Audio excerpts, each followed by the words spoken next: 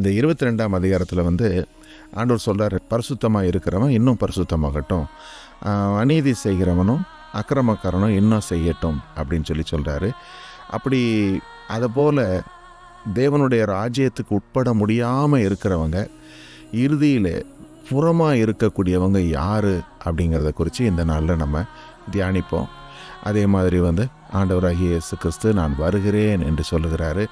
இந்த எழுத்துக்கள் இதை இதனோட எதையும் கூட்டவும் கூடாது, இதோட எதையும் குறைக்கவும் கூடாது. அப்படி கூட்டினாலோ குறைத்தாலோ அவனுடைய பங்கை தேவன் நீக்கி விடுவார் அப்படின்னு சொல்லப்பட்டிருக்கிற எச்சரிப்பின் வார்த்தைகள். அது வேத வசனத்தின் நம்பகத்தன்மை. வேதத்தோடு தேவன் சொன்ன வார்த்தையோடு எதுவும் கூட்டப்படவில்லை. அன்று சொல்லியிருக்கிறபடியே பரிசுத்த வேதம் நம்ம கையில் முழு பரிசுத்தமாக இருக்குது அப்படிங்கிறதையும் இதில் நம்ம காண முடிகிறது. சரி, ஆகையினால நம்ம இதை தியானிப்போம். 10ஆம் வசனத்திலிருந்து, பின்னும் அவர் என்னை நோக்கி, இந்த புஸ்தகத்தில் உள்ள தீர்க்க தரிசன வசனங்களை முத்திரை போட வேண்டாம், காலம் சமீபமாய் இருக்கிறது. அநியாயம் செய்கிறவன் இன்னும் அநியாயம் செய்யட்டும், அசுத்தமாய் இருக்கிறவன் இன்னும் அசுத்தமாய் இருக்கட்டும், நீதியுள்ளவன் இன்னும் நீதி செய்யட்டும், பரிசுத்தமுள்ளவன் இன்னும் பரிசுத்தமாகட்டும். நான் சீக்கிரமாய் வருகிறேன், அவனவனுடைய கிரியைகளின்படி அவனவனுக்கு நான் அளிக்கும் பலன் என்னோடு கூட வருகிறது. நான் ஆல்பாவும் ஒமேகாவும், ஆதியும் அந்தமும், முந்தினவரும் பிந்தினவருமாய் இருக்கிறேன். ஜீவ விருட்சத்தின் மேல் அதிகாரமுள்ளவர்கள் ஆவதற்கும் வாசல்கள் வழியாய் நகரத்திற்குள் பிரவேசிப்பதற்கும் அவருடைய கற்பனைகளின்படி செய்கிறவர்கள் பாக்கியவான்கள். ஆமேன். இப்போ இந்த 4-5 வசனங்களில் ஆண்டவராகிய இயேசுவின் இந்த கடைசி கால தீர்க்க தரிசன செய்தி யோவான் அப்போஸ்தலருக்கு தான் கொடுக்கப்படுது.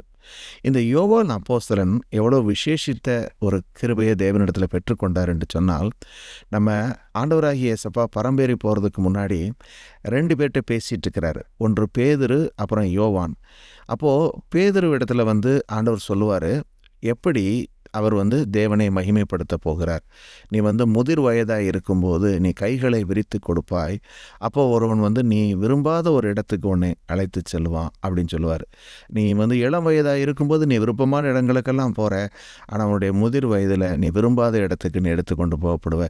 எப்படி பேதுரு தன்னுடைய மரணத்தின் மூலம் கர்த்தரை மகிமைப்படுத்த போகிறார் என்பது தேவன் அவருக்கு சொல்வார். அப்போது பக்கத்தில் இருக்கிற யோவானை காமிச்சு பேதுரு ஒரு கேள்வி கேட்பார், ஆண்டவரே அப்போ இவனுடைய நிலைமை என்ன அப்படின்னு கேட்கும்போது ஆண்டவர் ஒரு வார்த்தை சொல்லுவார், நான் வரும் அளவும் இவன் இருக்க எனக்கு சித்தமானால் உனக்கு என்ன அப்படின்னுவார். அப்போ என்ன அர்த்தம்? அந்த இடத்துல ஆண்டவர் சொல்கிறாரு, நீ உனக்கு கொடுத்துருக்கிறத பாரு, மற்றவங்களை நீ பார்க்காத. இன்றைக்கும் அதுதான் ஆண்டவர் விசுவாசிகளாகிய நம்ம ஒவ்வொருத்தரையும் பார்த்து சொல்கிறாரு. நம்ம ஒவ்வொருவருக்கும் ஒரு விதமான ஓட்டம் கொடுக்கப்பட்டிருக்குது. ஒவ்வொரு ஓட்டமும் வித்தியாசமாக இருக்குது. ஒவ்வொருத்தருக்கும் கர்த்தர் ஒவ்வொரு விசேஷித்த தன்மையை அளித்திருக்கிறாரு. ஒவ்வொருவருக்கும் ஒரு விசேஷித்த இயல்பை கொடுத்துருக்கிறாரு. ஆனால் ஒரே சரீரமாக ஒற்றுமையாய் செயல்பட வேண்டும் என்று விரும்புகிறாரு.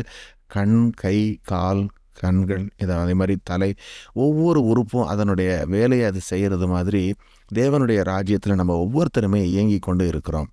இப்போ இதே நேரத்தில் இந்த யோவான் அப்போஸ்தலனுக்கு தான் இந்த வெளிப்படுத்தல் கொடுக்கப்படுகிறது. மற்ற அப்போஸ்தலர்களுக்கு ஒவ்வொரு விஷயங்கள். இப்போ மத்தேயு ஆண்டவருடைய வாழ்க்கை சரீரத்தை அழகாக எழுதுகிறாரு சுவிசேஷமாக. அதே மாதிரி மார்க் ஒன்று எழுதுகிறாரு. இப்படி ஒவ்வொருத்தருக்கும் ஒவ்வொரு வெளிப்பாடுகளை கர்த்தர் கொடுக்குறாரு.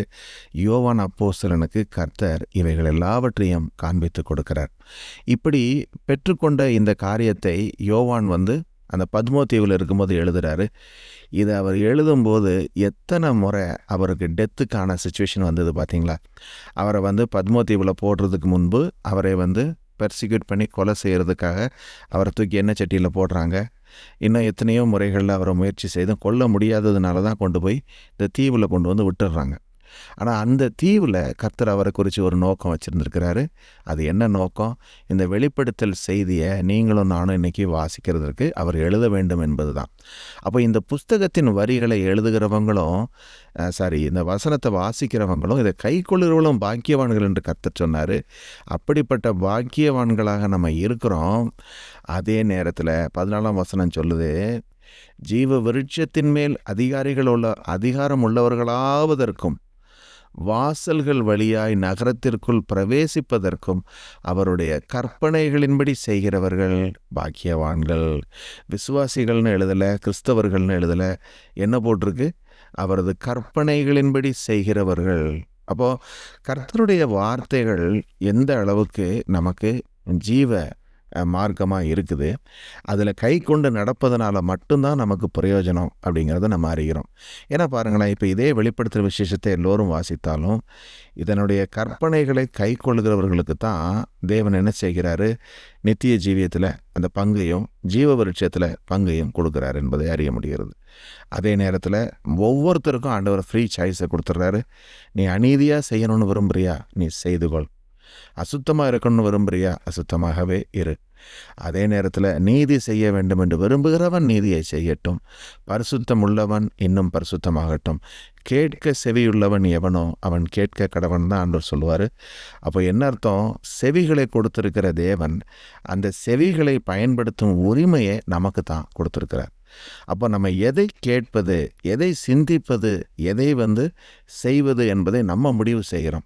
ஆகையினால நான் நிர்பந்திக்கப்பட்டேன், நான் வேறு மற்றவங்களுக்காக செஞ்சேன்னு சொல்கிறதுக்கு காரியமே கிடையாது. முழுக்க நமக்கு ஆண்டவர் எதை நம்ம தெரிந்து கொள்ள வேண்டும் என்பதற்கான சகல உரிமையும் நமக்கு கொடுத்துருக்கிறார். அப்போ அதனால தான் பாருங்கள், ஒவ்வொருத்தரும் அவங்க கிரியையின்படி நியாயம் தீர்க்கப்படுறாங்க. கிரியையின்படி நியாயம் தீர்க்கப்பட்டதற்கு காரணம் என்ன? அந்த கிரியைகளை நம்ம தான் மனமு செய்கிறோம் என்பது தானே தவிர வேறு இல்லை. ஆக அதே நேரத்தில் கர்த்தர் அவர் ஆதியும் அந்தமுமாக இருக்கிறாரு. அவர் ஆல்ஃபாவும் ஒமேகாவுமாக இருக்கிறாரு. முந்தினவரும் பிந்தினவருமாக இருக்கிறாரு. சீக்கிரமாய் வருகிறேன், அதனால் இந்த புஸ்தகத்தை முத்திரை போட வேண்டாங்கிறார். முத்திரை போடுதல் என்பது ஒரு குறிப்பிட்ட காலகட்டம் வரைக்கும் இது மறைபொருளாகவே இருக்கணும். அதுக்கு பிறகு தான் அதை வாசிக்கணுங்கிற மாதிரி அர்த்தத்தில் வருது. ஆனால் இந்த இடத்துல ஆண்டவர் சொல்கிறாரு, இந்த புஸ்தகத்தை நீ முத்திரை போட வேண்டாம், காலம் சமயமாக இருக்குது. எப்போ? யோவானுக்கு அன்னைக்கு சொன்னது. அப்போ யோசித்து பாருங்கள், இத்தனை ஆண்டு காலம், அந்த 2000 ஆண்டுகள் முடிந்து போயிருக்குது. ஆனாலும் கூட கர்த்தர் அன்னைக்கு அப்படி சொன்னார். அப்படின்னா நம்ம இருக்கக்கூடியது கடைசி காலம் என்பது தான் இதன் மூலமாக தெரிய வருகிறது. கிருபையின் காலம் என்று நம்ம சொன்னாலும் அதே நேரத்தில் இப்போ நம்ம வாழக்கூடியது சமீபத்தில் இருக்குது, தேவனுடைய வருகைக்கான காலம் என்பதை இதில் அறிந்து கொள்கிறோம். சரி, அடுத்து 15ஆம் வசனம். நாய்களும் சூனியக்காரரும் விபச்சாரக்காரரும் கொலை பாதகரும் விக்கிரக ஆராதனைக்காரரும் பொய்யை விரும்பி அதன்படி செய்கிற யாவரும் புறம்பே இருப்பார்கள். அப்போது தேவனுடைய பரிசுத்த நகரத்துக்குள்ளே அடியெடுத்து வைக்க முடியாமல் போன அபாக்கியவதிகள், அபாக்கியமாக தன்னை தீர்த்து கொண்டவர்கள் யாருன்னா இவர்கள் தான். அப்போது கலாத்தியரில் ஒரு லிஸ்ட்டு போட்டிருக்கு இல்லைங்களா?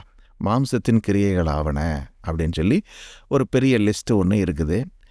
அதில் சொல்லப்பட்ட விஷயங்களுக்கும் இங்கே சொல்லப்பட்ட விஷயங்களுக்கும் ஒரு ஒற்றுமை இருக்குது. ஆனால் சில விஷயங்கள் புதுசாக இருக்குது. பாருங்கள், நாய்கள்னு போட்டிருக்கு. அதான் நம்ம அதை பார்ப்போம் கொஞ்சம் நேரம். நாய்கள்னால் எதை குறிக்குது? பிலிப்பியர் 3ஆம் அதிகாரத்தில் ஒரு வார்த்தை வருது. அது என்ன? நாய்களுக்கு எச்சரிக்கையாக இருங்கள், பொல்லாத வேலையாட்களுக்கு எச்சரிக்கையாக இருங்கள், சுண்ணத்துக்காரருக்கு எச்சரிக்கையாக இருங்கள். அப்போது நாய் என்கிற இந்த வார்த்தை எதை காண்பிக்குது? பீப்புள் தேவனுடைய பக்தியின் வேஷத்தை தரித்து கொண்டு அதனுடைய பலனை மறுதளிக்கிறவர்கள் இவர்கள் இந்த நாய்களுக்கு ஒப்பானவர்களாக இருக்கிறாங்க. என்னவென்று சொன்னால், இவர்கள் தேவனை அறிந்திருக்கிறோம் என்று சொல்லி அவங்க அறிக்கை இடுகிறாங்க. ஆனால் கிரியையிலோ அவரை மறுதளிக்கக்கூடிய மக்கள் இவங்க தான் மிகவும் ஆபத்தானவர்கள். ஏன்னா ஒரு அக்கிரமாய் வாழக்கூடிய ஒரு மனிதனை அவனுடைய பாவங்கள் வெளியரங்கமாக இருப்பதுனால அது தெரிய விடுகிறது, அப்படி இல்லைங்களா? ஏன்னா ஒரு உபச்சாரக்காரனையோ ஒரு மற்றவனையோ பார்க்கும்போது தெரியும். ஆனால் இந்த நாய்கள் என்று குறிப்பிடப்படக்கூடிய இவர்கள் எப்படின்னா 2 தரப்பட்ட ஒரு வேஷத்தை அணிந்திருக்கிறாங்க. உள்ளுக்குள்ளே அவங்க உல்ஃப்ஸு, ஆனால் வெளியில் ஆட்டுத்தோலை போர்த்தி இருக்கிறாங்க. அதனால தான் இவங்களுக்கு எச்சரிக்கையாக இருங்கன்னு ஆண்டவர் சொல்கிறார். ஏன்னா இவங்க என்ன செய்து விடுவாங்க, நம்முடைய விசுவாசத்தை கவிழ்த்து போட்டு விடுவார்கள். எத்தனையோ பேருடைய விசுவாசமானது இவர்களால் வீணாய் அவமாய் போய் விடுவதை பார்க்குறோம். இப்போ நாங்கள் இங்கே ஒவ்வொரு இடங்கள்லையும் பார்த்திங்கன்னா பெரிய பெரிய சபைகள் விழுவது இயல்பாக மாறி வந்து கொண்டிருக்குது. அந்த சபைகளில் இருக்கக்கூடிய பெரிய தலைமை போதகரோ இன்னும் மற்ற இடத்துல இருக்கிற நிலைமையில் இருக்கிறவங்களோ உள்ளுக்குள்ளே அந்தரங்கத்தில் தேவனோடு உண்மையாக இல்லாததுனால வரக்கூடிய விளைவு மிகவும் ஆபத்தானதாக இருக்குது. அந்த சபைகள் முழுவதும் விழுந்து போகுது. சபையில் இருந்த அவ்வளோ விசுவாசிகளும் என்ன ஆகி விடுகிறாங்க, அவங்களுக்கும் விசுவாசத்துக்கு அதனால் இடர்கள் வந்து விடுகிறது. அப்போது கர்த்தர் உள்ளார தன்னை அன்பு செய்யக்கூடிய, தேவனிடத்தில் பற்றுறுதியாக இருக்கக்கூடிய ஒரு சுத்தமுள்ள மனசாட்சியோடு இருப்பதற்கு ஒவ்வொருவரையும் அழைத்திருக்கிறாரு. அதற்கு ஒரு பெரிய சபையாக இருக்கணுங்கிற அவசியம் இல்லை. ஒரு சிறிய எண்ணிக்கையில் இருக்கலாம். எந்த நிலையில் இருந்தாலும் நம்ம உண்மையாக இருக்கணும் என்பது தான் நம்ம தேவன் எதிர்பார்க்குறாரு. அதே நேரத்தில் இந்த மாதிரி பொல்லாத வேலையாட்கள் இருப்பாங்க. இவங்களுக்கு நம்ம எச்சரிக்கையாக இருக்க சொல்கிறாரு. எல்லாரும் ஃபாலோ பண்ணுறாங்க, நிறைய பேர் பின்பற்றுறாங்கங்கிறத வச்சு எண்ணிக்கையை வச்சு நம்ம பார்த்து ஏமாந்து விடக்கூடாது. எல்லாரும் போகிறாங்க, நிறைய பேர் அதை பற்றி பேசுகிறாங்க, அதனால் அது நல்லதாக தான் இருக்குன்ற அந்த ஒரு உலகத்தின் நம்பிக்கையை நம்ம விட வேண்டும். இங்கே அவனவனுடைய கிரியைகளின்படி நம்ம அறிந்து கொள்ளணும் அப்படின்றத நம்ம பார்க்குறோம். சரி, இதுதான் நாய்கள் என்பதற்கு டெஃபினிஷன். அடுத்தது சூனியக்காரர் என்று போட்டிருக்குது. சூனியக்காரர் என்ற வார்த்தையை வெளிப்படுத்தல் 9 வாசிக்கிறோம். அது என்ன சொல்கிறார் ஆண்டவர், தங்கள் கொலை பாதகங்களையும் தங்கள் சூனியங்களையும் தங்கள் வேசித்தனங்களையும் தங்கள் களவுகளையும் விட்டு மனம் திரும்பவில்லை. அதாவது ஆண்டவர் அந்த கடைசி காலத்தில் கொடுக்கக்கூடிய உபத்திரவத்தில் அநேகம் பேர் என்ன செய்கிறாங்க, மனம் திரும்புகிறாங்க. ஆனால் சில பேர், இதுக்கு முன்பு மனம் திரும்பினவங்க மனம் திரும்பி இருக்காங்க. ஆனால் நிறைய பேர் இதை பண்பற்றிக்கிட்டு இருந்தவங்க, யாரெல்லாம் கொலை பாதகத்தில் இருந்தவங்க, சூனியம் பண்ணுறவங்க, மற்றவர்களும் மனம் திரும்பவில்லை என்று பார்க்குறோம். அப்போ இந்த பில்லி சூனியம் என்பது அதே மாதிரி மாம்சத்தின் கிரியைகளையும் அது வருது. அப்போ இந்த பில்லி சூனியம் என்பது என்ன, சாத்தானும் அவனுடைய தூதர்களையும் வைத்து தேவனுக்கு விரோதமாக செயல்படக்கூடிய ஒரு கூட்டம் இருக்குது. இவங்க முழுக்க முழுக்க ஆவிக்குரிய காரியங்களுக்கு கவுண்டர் ஃபீட்டை பண்ணக்கூடிய ஒரு கூட்டம் இந்த கூட்டம். இப்போ பார்த்தீங்கன்னா நம்ம ஆவிக்குரிய வகையில் தேவன் நமக்கு என்ன கொடுத்துருக்கிறார், அந்நிய பாஷையை கொடுத்துருக்கிறார் இல்லைங்களா. அங்கே அதே மாதிரி இந்த சூனியம் பண்ணுறவங்களுக்கு அவங்களுக்கு ஒரு மந்திரங்கள் உண்டு. இதே மாதிரி ஆவிக்குரியவர்கள் பண்ணுவது மாதிரி அவங்க என்ன செய்கிறாங்க, அவங்களுக்கு ஒரு டங்ஸ் இருக்குது. அது என்ன, மற்றவர்களை சபிப்பது, மற்றவர்களை மற்றவர்களுக்கு ஏவல் செய்வது, இந்த மாதிரியான காரியங்கள் எல்லாம் செய்யக்கூடியவங்க இந்த மாதிரிப்பட்ட பீப்புளாக இருக்கிறாங்க. அதே மாதிரி இவங்க என்ன செய்கிறாங்கன்னா, நம்ம அசென்ஷன்னு சொல்கிறோம், அவங்க அதுக்கு அதே மாதிரி கவுண்டர் ஃபீட்டாக அவங்களும் என்ன செய்கிறாங்கன்னா, அந்த ராஜ்யத்துக்கு, இருளின் ராஜ்யத்தில் சில காரியங்களை செய்கிறாங்க. இதன் மூலமாக நிறைய பேருக்கு வாழ்க்கையில் பொல்லாத காரியங்கள் நடக்குது. நிறைய பேருடைய வீடுகளில் வரக்கூடிய பிரச்சனைகள், விபத்துகள், அசம்பாவிதங்கள் இதெல்லாம் ஏவுதல் செய்யக்கூடியவங்களாக இருக்கிறாங்க. ஸோ இந்த மாதிரி சூனியம் பண்ணுற இவங்களை தான் கர்த்தர் குறிப்பிடுகிறாரு, இவங்களும் அதில் பிரவேசிக்க மாட்டாங்க என்று சொல்லி. அடுத்தது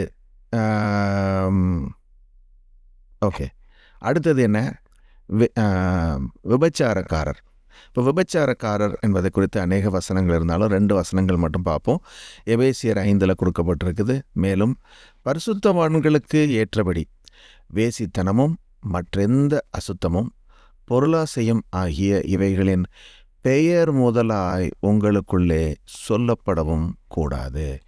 அப்போது அதே மாதிரி 1 கொரிந்தியர் 6 சொல்லுது, வேசித்தனத்திற்கு விலகியோடுங்கள், மனுஷன் செய்கிற எந்த பாவமும் சரீரத்திற்கு புறம்பாக இருக்கும், வேசித்தனம் செய்கிறவனோ தன் சுய சரீரத்திற்கு விரோதமாக பாவம் செய்கிறான். அப்போது சரீரத்தை கரைப்படுத்தக்கூடிய பாவங்களில் முதலாவதாக இந்த வேசித்தனம் இருக்கிறது. இப்படிப்பட்டவர்கள் தேவனாலே நியாயம் தீர்க்கப்படுவார்கள் என்பதை பார்க்கிறோம். இதனால் இதனுடைய பெயர் முதலாய் உங்களுக்குள்ளே சொல்லப்படவும் கூடாது என்று சொல்லி முதலாவது சொல்லப்பட்டிருக்கிறது இந்த வேசித்தனம் தான். சத்துரு அநேகரை கரைப்படுத்துவதற்கு இந்த வேசித்தனத்தை பயன்படுத்தி கொண்டிருக்கிறான்.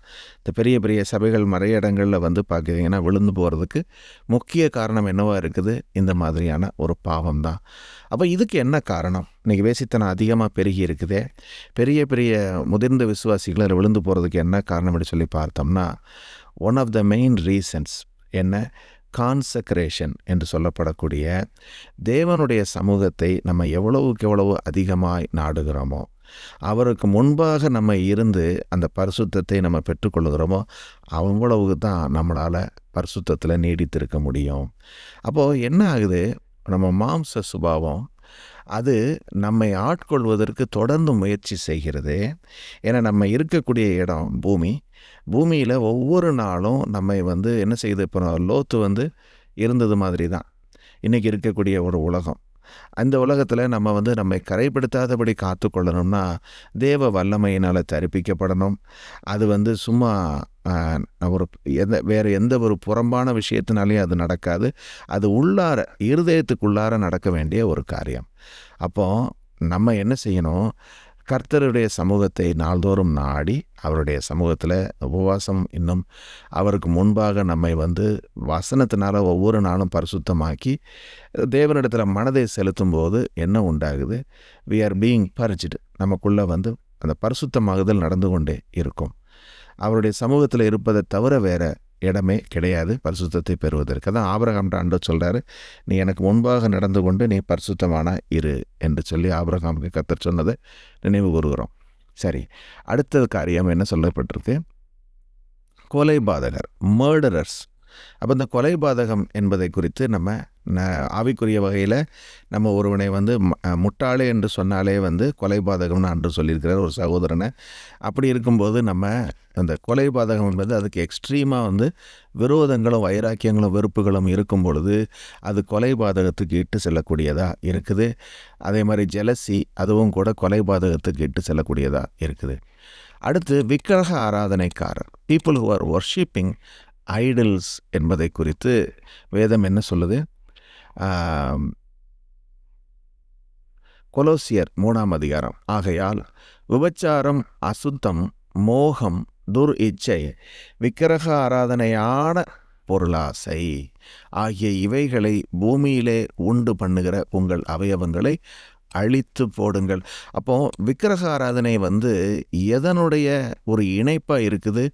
பொருளாசையினுடைய இணைப்பாகத்தான் விக்கிரக ஆராதனை வருது. அப்போ ஒரு மனிதன் விக்கிரகத்தை ஆராதிப்பதற்கான நோக்கமே என்னதான்? பொருளாதாரம். எனக்கு பணம் வேண்டும், வசதி வேண்டும், நான் விரும்புகிற காரியம் எனக்கு நடக்க வேண்டும் என்று ஒரு மனிதன் முழு மூச்சா அதையே நாடி இருக்கும் பொழுது என்ன ஆகிவிடுகிறது? இந்த விக்கிரக ஆராதனை அதோடு சேர்ந்து விடுகிறது. ஏன்னா அவனுக்கு என்ன கிடைச்சிருதுன்னா, எப்படியாவது ஒன்றை அடைய வேண்டும் என்று நினைக்கிறவன் அவனுக்கு அது விக்கிரகமாய் மாறுவதனாலே அவர்கள் இந்த பாவத்துக்குள்ளே போய்விடுகிறாங்க. அதை உண்டு பண்ணுறது என்னது? நம்முடைய அவயவங்கள். இது ஒரு மாம்சத்துக்குரிய ஒரு பாவம் தான். ஆகையினால இதை அழித்து போடுங்கள் என்று சொல்கிறார். அப்போ இதுவும் நம்ம கையில் தான் இருக்குது. நம்ம எதையாவது ஒன்றை கர்த்தருக்கு மேலே உயர்த்தும் பொழுது நம்ம விக்கிரக ஆராதனைக்காரர்களாக மாறிவிடுகிறோம். அப்போ இதுவும் முதிர்ந்த விசுவாசிகளையும் கரைப்படுத்தக்கூடிய ஒரு காரியமாகத்தான் இருக்குது. அப்போ கர்த்தர் நமக்கு ஒவ்வொருத்தருக்கும் ஒவ்வொன்றை அளிக்கிறார். ஒரு திறமையாக இருக்கலாம், ஒரு பொருளாதாரத்தில் உள்ள ஒரு மேன்மையாக இருக்கலாம், அல்லது வேறு ஏதாவது ஒரு ஸ்பெசிஃபிக் ஸ்கில்ஸ். ஆனால் அதையும் நம்ம மேன்மைப்படுத்தி விடக்கூடாது. எதையும் கர்த்தருக்கு மேலாக உயர்த்தி விட்டால் அது என்ன ஆகிவிடுகிறது? அது விக்கிரக ஆராதனையாக மாறிவிடுகிறது. தேவனுக்கு மேலாக ஆராதிக்கக்கூடியதாக மாறிவிடுகிறது. அழித்து போடணும். சரியா? கடைசியாக என்ன சொல்கிறாரு? பொய். இந்த வசனம் என்ன சொல்லுது? பொய்யை விரும்பி அதன்படி செய்கிற யாவரும் புறம்பே இருப்பார்கள். அப்போ பொய்யை விரும்புகிறது என்பதற்கு நம்ம என்ன பார்க்குறோம்? இந்த நீதிமொழிகள் 12 பொய் உதடுகள் கர்த்தருக்கு அருவருப்பானவைகள், உண்மையாய் நடக்கிறவர்களோ அவருக்கு பிரியம். அப்போது அதிகமாக டிசப்ஷனும் உள்ளே ஒன்றை வைத்து வெளியிலே ஒன்றை பேசுவது, இந்த மாதிரி இருக்கிற தன்மை தான் முதல்ல மனுஷனை டிஃபைல் பண்ணுற ஒரு காரியமாக இருக்குது. அதாவது எல்லா இடத்துலையும் பொய் சொல்கிறது அப்படியே பழகி நம்ம ஆகி விடுகிறோம். ஆனால் நம்ம உண்மையை விரும்பக்கூடியவர்களாக இருந்தால் நம்ம கர்த்தருக்கு பிரியமானவர்களாக இருப்போம் என்பது சரி. கடைசி அதுக்கப்புறம் நம்ம வாசித்து முடிப்போம். சபைகளில் இவைகளை உங்களுக்கு சாட்சியாக அறிவிக்கும்படி இயேசுவாகிய நான் என் தூதனை அனுப்பினேன். நான் தாவீதின் வேரும் சந்ததியும் பிரகாசமுள்ள விடிவெள்ளி நட்சத்திரமுமாய் இருக்கிறேன். எல்லா இடங்களுக்கும் நான் உங்களை சாட்சியாக அனுப்புனேன்னு இயேசு ஆண்டவர் சொல்கிறாரு. நான் தாவீதின் வேராக இருக்கிறேன், பிரகாசமுள்ள விடிவெள்ளி நட்சத்திரமாக இருக்கிறேன். ஆவியும் மணவாட்டியும் வா என்கிறார்கள், கேட்கிறவனும் வா என்பானாக. தாகமாய் இருக்கிறவன் வரக்கடவன், விருப்பமுள்ளவன் ஜீவ தண்ணீரை இலவசமாய் வாங்கி கொள்ள கடவன். இந்த புஸ்தகத்தில் உள்ள தீர்க்க தரிசன வசனங்களை கேட்கிற யாவருக்கும் நான் சாட்சியாக எச்சரிக்கிறதாவது, ஒருவன் இவைகளோடு எதையாவது கூட்டினால் இந்த புஸ்தகத்தில் எழுதியிருக்கிற வாதைகளை தேவன் அவன் மேல் கூட்டுவார். ஒருவன் இந்த தீர்க்க தரிசன புஸ்தகத்தின் வசனங்களில் இருந்து எதையாகிலும் எடுத்து போட்டால் ஜீவ புஸ்தகத்திலிருந்தும் பரிசுத்த நகரத்திலிருந்தும் இந்த புஸ்தகத்தில் எழுதப்பட்டவைகளிலிருந்தும் அவனுடைய பங்கை தேவன் எடுத்து போடுவார். இவைகளை சாட்சியாக அறிவிக்கிறவர் மெய்யாகவே நான் சீக்கிரமாய் வருகிறேன் என்கிறார். ஆமேன். கர்த்தராகிய இயேசுவே வாரும். நம்முடைய கர்த்தராகிய இயேசு கிறிஸ்துவின் கிருபை உங்கள் அனைவரோடும் கூட இருப்பதாக. ஆமேன்.